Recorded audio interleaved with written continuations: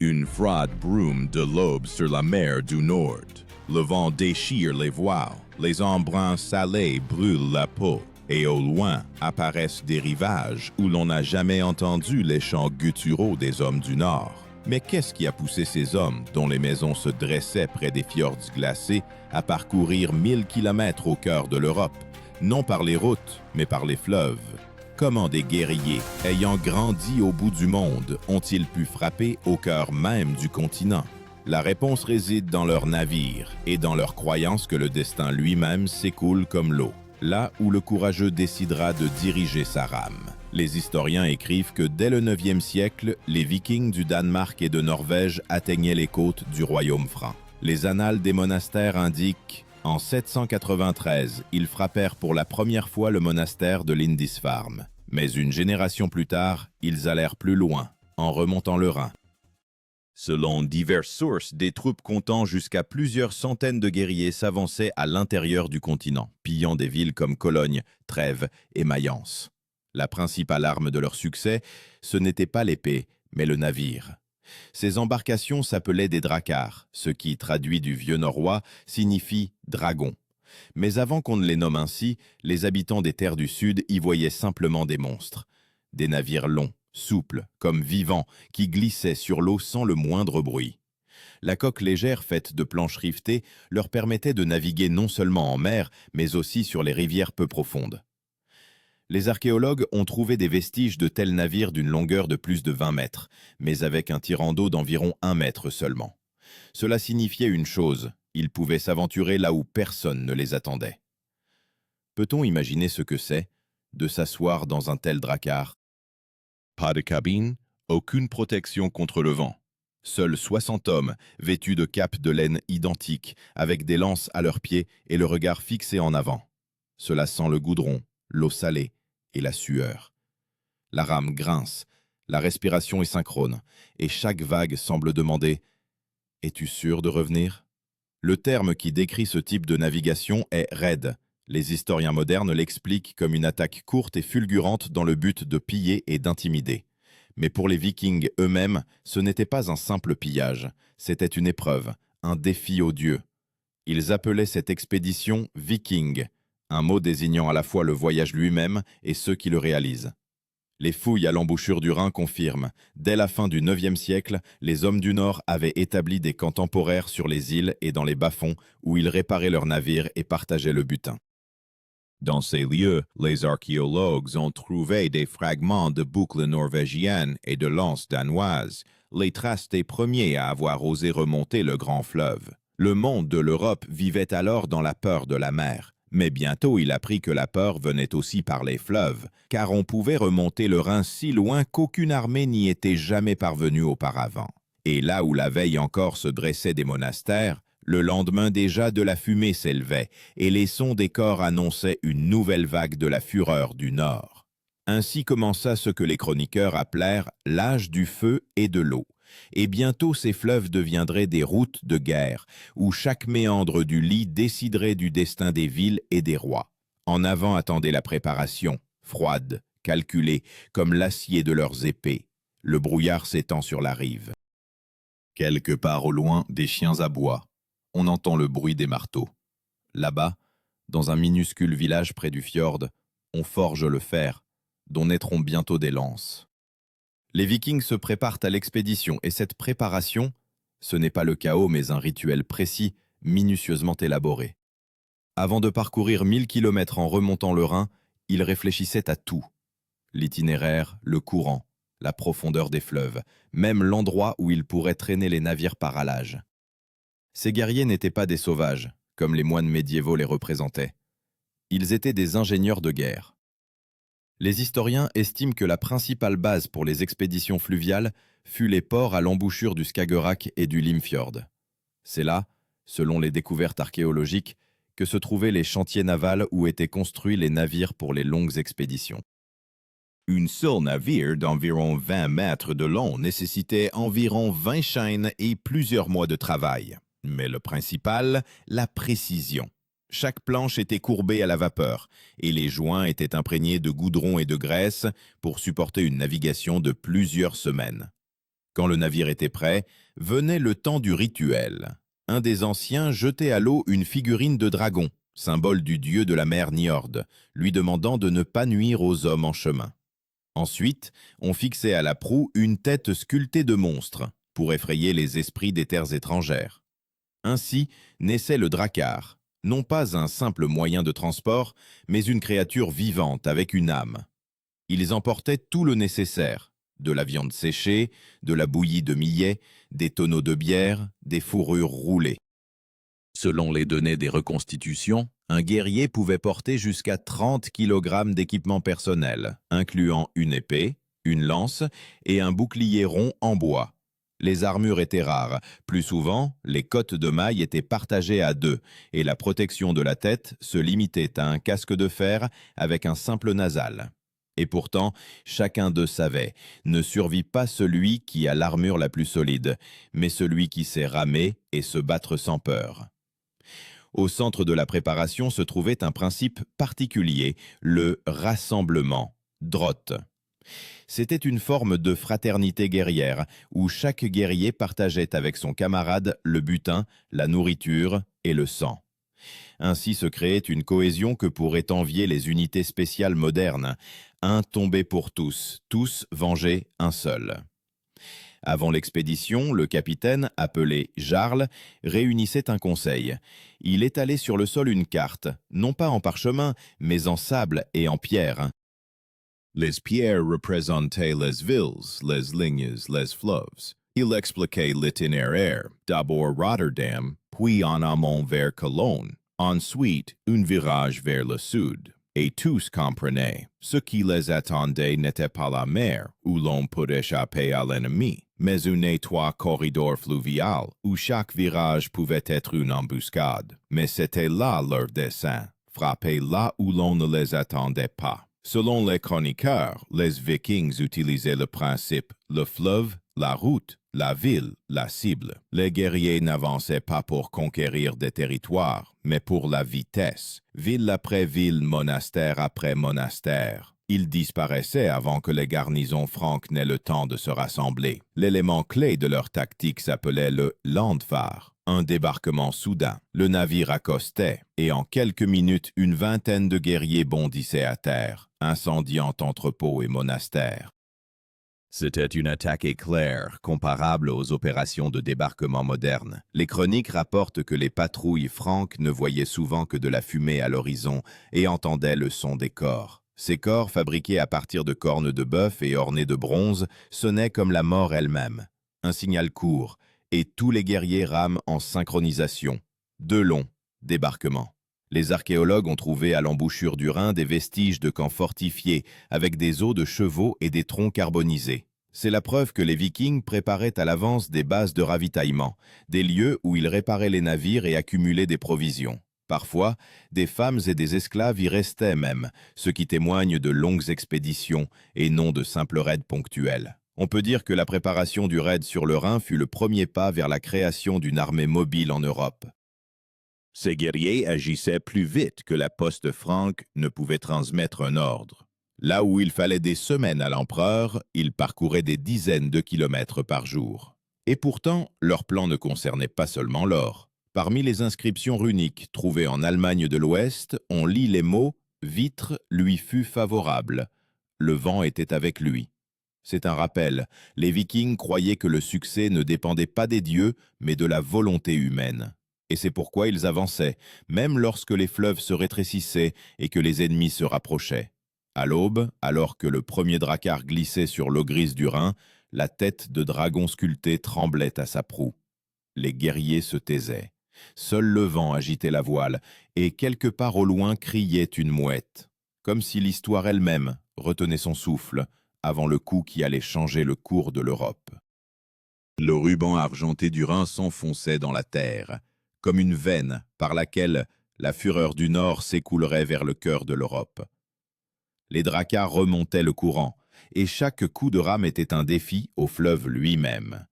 L'eau était froide, comme une épée, l'air épais de brouillard et de fumée de feux de camp. Le fleuve semblait vivant, il sifflait, frappait les bords de ses vagues, comme s'il essayait d'empêcher les étrangers d'avancer. Mais ils continuaient, parce qu'en avant, les villes où le métal résonne, ou sous les voûtes des monastères se trouvent des coffres d'argent. Les historiens estiment que la première grande expédition fluviale des Vikings sur le Rhin commença vers l'an 845. Les chroniques franques racontent comment des dizaines de navires, apparus à l'embouchure du fleuve, atteignirent en quelques jours la ville de Duire, aujourd'hui Duisbourg. Le chroniqueur Nithard écrivit que les Francs entendirent le bruit des rames, comme le tonnerre avant la tempête, mais n'eurent pas le temps d'élever un mur. Les guerriers débarquèrent soudainement, comme un coup de foudre, et cette technique, la surprise, devint leur arme principale. Au moment du débarquement, ils formaient une formation appelée le cochon, un coin dense pointé vers l'avant. Ce terme, en scandinave svinfylking, signifiait déchirer l'ennemi. Visuellement, cela ressemblait à une flèche mouvante de boucliers et de lances, où la première rangée avançait avec des boucliers levés et les rangées arrière poussaient vers l'avant, créant une force imparable. Dans la science militaire moderne, cela est comparé à l'impact d'un coin de char, une attaque rapide et concentrée sur le point faible de la défense. Le coin cochon balayait tout. Les guerriers francs, habitués aux batailles en rase campagne, ne comprenaient pas comment agir contre ceux qui attaquaient depuis l'eau, disparaissaient dans la fumée et revenaient le lendemain à un autre endroit. Chaque ville devenait une île de peur. Les moines écrivaient « Ils arrivent, comme une tempête, du ventre du fleuve ». À bord des dracars, l'ordre était maintenu sans pitié. La règle était simple. Qui hésitait, ramait plus longtemps. Qui doutait, montait la garde. Mais c'est précisément la discipline qui faisait de leurs rameurs et combattants un organisme unique. Les chercheurs modernes appellent cela le principe de la machine vivante, lorsque l'équipe agit en synchronisation, comme un mécanisme. Le long des rives du Rhin, les Vikings se déplaçaient vers l'ouest, en amont, au cœur des terres carolingiennes. Ils brûlaient les quais, capturaient les marchands, détruisaient les ponts. Non par vengeance, mais pour laisser l'ennemi sans route. Aux emplacements des colonies capturées, ils établissaient des bases temporaires, fortifiées de palissades et de fossés. L'une de ces fortifications, trouvée près de Bonn, est datée par les archéologues de cette période. Restes d'ossements, flèches carbonisées, fragments de fibules scandinaves, tout indique que des hommes du Nord y stationnaient. Mais toutes les villes ne tombaient pas immédiatement. À Cologne, la garnison franque tenta de résister. Alors, les Vikings usèrent de ruses. Ils firent semblant de se retirer en aval du fleuve, mais la nuit, ils revinrent par un bras étroit et frappèrent par l'arrière. Les chroniques rapportent que les entrepôts et le pont sur le Rhin brûlèrent dans la ville. C'est alors que les habitants entendirent pour la première fois le mot « Danegeld », rançon que les Francs furent contraints de payer pour éviter d'autres ravages. Le plus étonnant, c'est la précision avec laquelle les Vikings s'orientaient sur des fleuves inconnus. Les historiens pensent qu'ils utilisaient un système de signes. Ils installaient des branches disposées d'une manière particulière sur les rives et gravaient des runes sur les arbres aux endroits d'arrêt. C'était leur réseau de navigation, rudimentaire mais fiable, leur permettant de revenir par le même chemin des mois plus tard. Lorsque le cours du Rhin devenait étroit, les navires étaient tirés par halage, une technique appelée belging. Des dizaines d'hommes se tenaient de chaque côté du fleuve, tirant le navire avec des sangles et des rouleaux de bois. Ce n'était pas seulement un travail physique, c'était un acte de volonté. Aucune armée en Europe ne pouvait alors se déplacer avec une telle vitesse et flexibilité. Au lever du soleil, les dracars glissaient de nouveau sur l'eau. Au-dessus d'eux s'élevait la vapeur. Les boucliers reflétaient les lueurs, et il semblait que le fleuve ne portait pas des hommes, mais la force de la nature elle-même. Les archéologues ont trouvé sur les rives des morceaux de scories, traces de feux de camp où l'on forgeait des armes directement pendant l'expédition. Cela confirme que les Vikings n'étaient pas seulement des combattants, mais aussi des artisans, capables de réparer des épées et de river des armures en marche.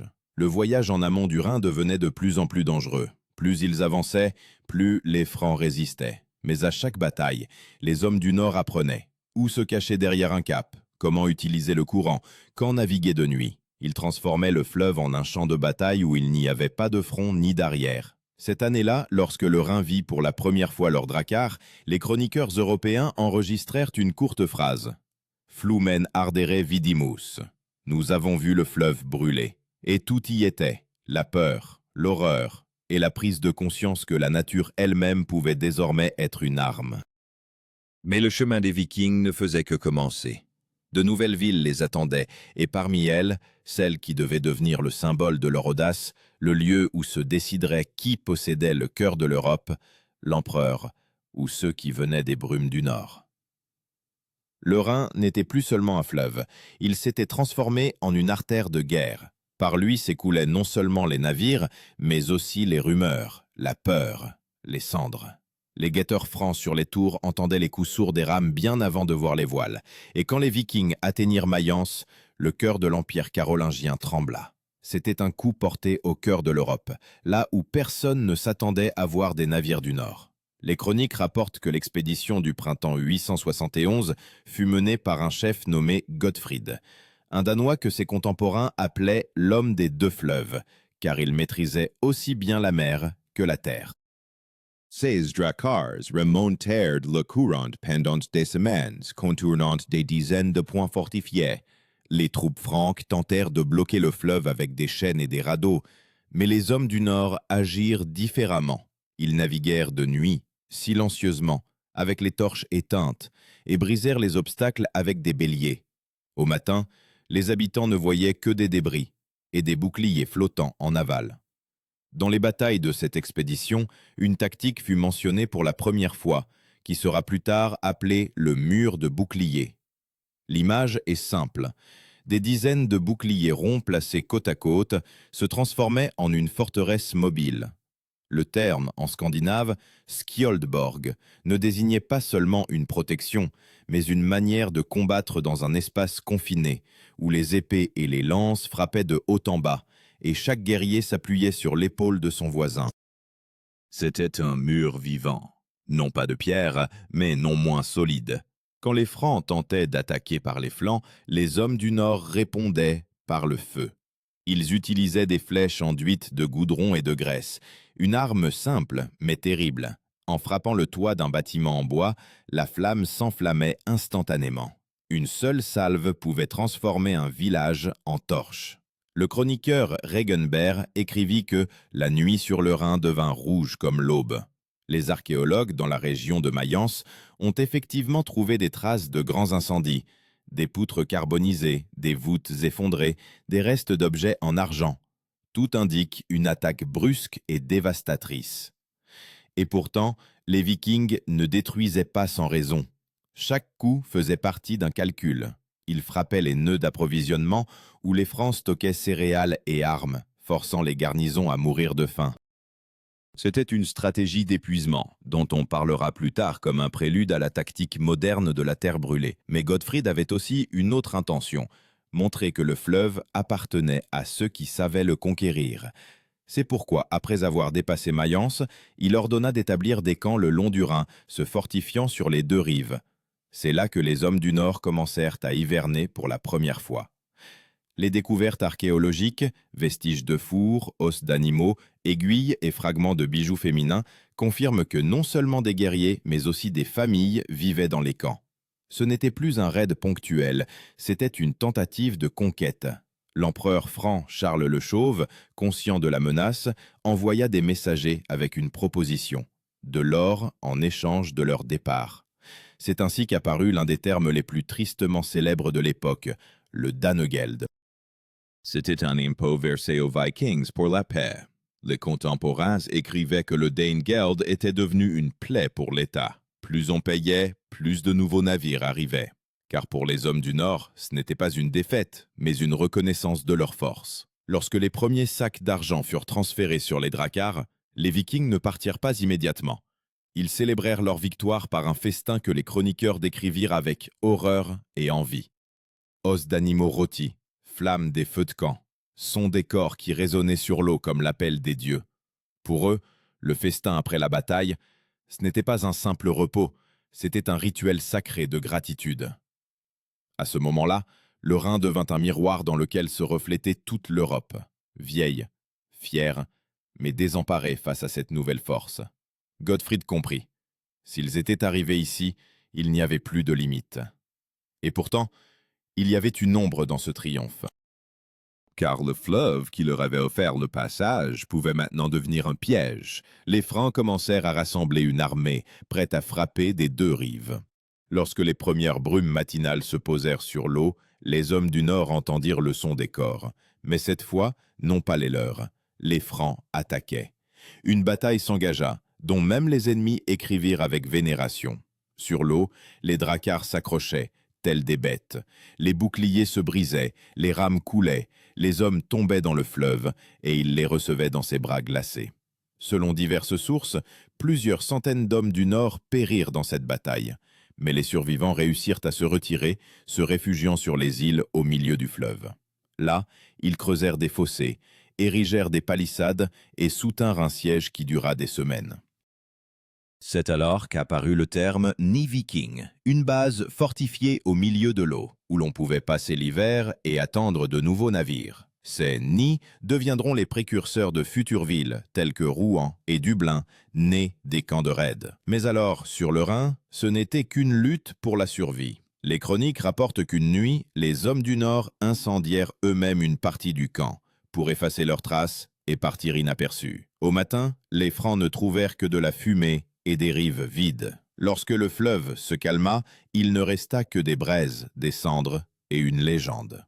Et cette légende vivra plus longtemps que le souvenir des villes brûlées. Car maintenant l'Europe savait, son cœur pouvait être transpercé non par une épée, mais par un fleuve. Et le chemin du retour par le Rhin ne serait pas une fuite, mais le retour de ceux qui avaient défié l'histoire elle-même. L'hiver arriva tôt. Le Rhin gelait sur les rives, les dracars restaient coincés dans les glaces, et le brouillard s'étendait sur l'eau, comme un linceul. Les Vikings attendaient le froid dans leurs camps fluviaux, des semi-souterrains recouverts de peaux et de branches. Le feu crachait de la suie, la fumée piquait les yeux, et au-delà des murs, on entendait le hurlement du vent. Mais dans ces conditions, ils survivaient, et même se préparaient à de nouvelles expéditions. Pour eux, le froid n'était pas un ennemi, il était un compagnon familier, comme l'épée ou la rame. Les chroniques franques décrivent comment les habitants des villes côtières commencèrent pour la première fois à construire des fortifications directement au bord de l'eau. Des tours de guet étaient érigées, des chaînes étaient placées en travers du fleuve, mais les Vikings trouvaient toujours un moyen de les contourner. Ils apprirent à cacher leurs navires dans les bras morts et les marais, camouflés par les roseaux. Un moine de Trèves écrivait « Quand le brouillard se dissipe, des dragons en sortent ». Cette image devint le symbole de l'époque, le fleuve d'où s'élèvent les ombres. Les historiens notent qu'après les années 870, les hommes du Nord commencèrent à changer de tactique. Si auparavant leur objectif était les raids, il s'agissait désormais du contrôle des territoires. Ils cherchaient à s'établir dans les terres par où passaient leurs itinéraires. Ainsi apparurent les premières colonies permanentes le long du Rhin, où les guerriers se transformaient en marchands, et les chefs étaient appelés konungs. C'était le moment où le pillage se transformait en politique. C'est alors qu'apparut la notion de tribut du konung, une taxe spéciale que le jarl imposait à ses hommes pour payer le dangeld à d'autres tribus ou acheter la paix aux locaux. C'était le germe de la fiscalité, rappelant ironiquement le système contre lequel les Vikings s'étaient autrefois rebellés. Mais leur force résidait toujours dans leur capacité d'adaptation. Ils comprirent que l'on pouvait tenir un fleuve non seulement par l'épée, mais aussi par l'argent. Les archéologues trouvent sur les rives du Rhin des traces d'ateliers de joaillerie scandinave, fragments de creusets, moules de fonderie, bijoux avec des symboles runiques. Cela prouve que les hommes du Nord commencèrent une vie sédentaire, mais ceux qui voulaient encore la gloire retournaient sur l'eau. Pour eux, le fleuve restait une route, un appel, une promesse de destin. Un proverbe circulait parmi eux. Qui a une fois entendu le chant du Rhin ne dort plus tranquille. Et en effet, même des décennies plus tard, leurs descendants continuaient à mener des raids le long des mêmes itinéraires, atteignant Bâle même. Les chroniqueurs francs écrivaient avec désespoir. Ils partent, mais laissent la peur qu'ils ne reviennent au printemps. Le terme qui entrera plus tard dans l'histoire militaire, fleuve de vie. Les chercheurs modernes l'appliquent à ces expéditions, expliquant « Le fleuve n'était pas seulement une artère de transport, mais un système vivant d'approvisionnement et de manœuvre. » Les Vikings furent les premiers à comprendre que le contrôle de l'eau signifiait le contrôle du pays. Mais le temps changea. Quand l'Empire carolingien s'affaiblit, de nouveaux souverains prirent la place du chaos, commençant à comprendre les hommes du Nord. Des traités furent conclus avec eux, on les invita à servir contre paiement. Ainsi, des pillards, les Vikings se transformèrent en mercenaires, puis en alliés. L'un de ces traités leur permit de s'établir sur les terres de Normandie, donnant naissance à un nouvel État. Et tout cela, grâce à leur capacité à remonter le fleuve et à survivre là où personne ne le pouvait. Les découvertes archéologiques près du Mayence et du Coblentz confirment. Certaines des bases fluviales existèrent pendant des décennies. Dans les couches de terre, on trouve des ossements d'animaux domestiques, des restes de tissus, des bijoux féminins, ce qui signifie que des familles vivaient aux côtés des guerriers. Le raid se transformait en colonisation et l'incursion en la naissance d'une nouvelle société. Néanmoins, le souvenir de la guerre ne disparut pas. Les monastères ressuscités de leurs cendres continuaient d'écrire sur les années de flamme. Dans les chants des Francs, le mot « viking » devint un symbole d'horreur et de force, mais aussi de respect. Même les ennemis reconnaissaient, personne avant eux n'avait osé aller si loin contre le courant, sans carte, sans route, sans alliés. Et quand au printemps la glace sur le fleuve craquait et que l'eau recommençait à couler librement, les hommes du Nord comprenaient, il était temps de partir. Ils chargeaient les navires, levaient les voiles, et le Rhin résonnait de nouveau des coups de rame. Les gens sur les rives s'immobilisaient, priant pour que cette fois les dracars passent sans s'arrêter. Mais au fond d'eux-mêmes, ils savaient. Ceux qui avaient une fois conquis le fleuve n'oublieraient jamais le chemin du retour. Le chemin en aval du Rhin était lent et majestueux. Ils ne revenaient pas comme des voleurs, mais comme des vainqueurs. Le fleuve les ramenait chez eux, vers les fjords, vers leurs enfants, vers les montagnes froides où les forges s'allumeraient à nouveau. Mais avec eux rentrait aussi une nouvelle idée, que la force n'est pas dans la terre, mais dans le mouvement. Et là où il y a de l'eau, il y aura un chemin. Les Vikings partirent, mais le Rhin ne fut plus jamais le même. Ses rives devinrent un rappel de jusqu'où l'homme peut aller s'il ne craint pas le courant. Et quand le brouillard s'abaisse de nouveau sur l'eau, il semble qu'on entende de loin le grincement des rames, l'écho de ceux qui ont un jour parcouru 1000 kilomètres contre toutes les lois de la nature et de l'histoire. Lorsque les derniers dracars disparurent dans le brouillard, l'Europe soupira de soulagement. Mais ce soupir fut le début d'une nouvelle ère. Les raids fluviaux des Vikings montrèrent au continent ce qu'ils n'avaient jamais compris auparavant. L'eau n'est pas une protection, mais une route. Et ceux qui maîtrisent le fleuve maîtrisent le cœur du pays. Les historiens notent que c'est précisément après ces expéditions sur le Rhin que l'on commença à construire les premières forteresses fluviales permanentes, précurseurs des futurs châteaux. L'expérience des Vikings força les Européens à repenser la notion même de défense. À partir de ce moment, l'armée cessa d'être uniquement une force terrestre. Le fleuve devint un front. Les Vikings, eux, retournèrent au nord avec des richesses, mais surtout avec une nouvelle connaissance. Ils apprirent à voir l'Europe non pas comme un continent hostile, mais comme un réseau de chemins où chaque fleuve mène à une nouvelle opportunité. Cette connaissance devint la base de leur future domination, de la Manche à la mer Méditerranée. Aujourd'hui, les archéologues trouvent aux embouchures du Rhin des fragments de leurs épées, des planches carbonisées, des restes d'encre, des traces de la manière dont le Nord a transformé les fleuves d'Europe en artères de sa volonté. Les savants écrivent « Ces découvertes ne sont pas la trace d'une guerre, mais la trace d'un mouvement. » Et c'est en cela peut-être la principale leçon. Les Vikings ne se contentaient pas de détruire, ils ouvraient la voie. Le Rhin, autrefois lieu de crainte, devint le symbole de la jonction des mondes.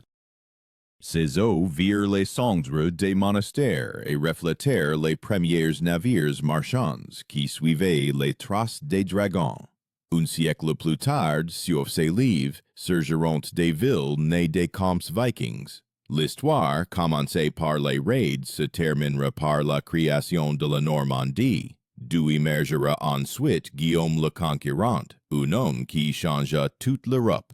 Et maintenant, en regardant la surface tranquille du Rhin, il est difficile de croire qu'autrefois des villes brûlaient ici et que les causes de la mort résonnaient. Mais l'écho de ces événements vit encore dans chaque clapotis de vagues, parce que ces lieux se souviennent des pas de ceux qui n'avaient pas peur d'aller contre le courant.